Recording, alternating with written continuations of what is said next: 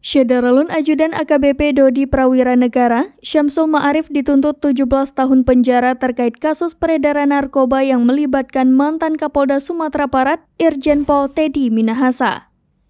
Tuntutan itu dilayangkan tim Jaksa Penuntut Umum dalam persidangan di Pengadilan Negeri Jakarta Barat pada Senin 27 Maret 2023. Kemudian Syamsul Ma'arif alias Arif juga dituntut membayar denda 2 miliar rupiah dalam kasus ini.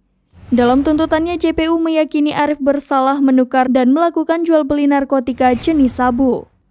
JPU pun menyimpulkan bahwa Arif terbukti melanggar pasal 114 ayat 2 Undang-Undang Republik Indonesia nomor 35 tahun 2009 tentang narkotika, jungto pasal 55 ayat 1 ke 1 KUHP.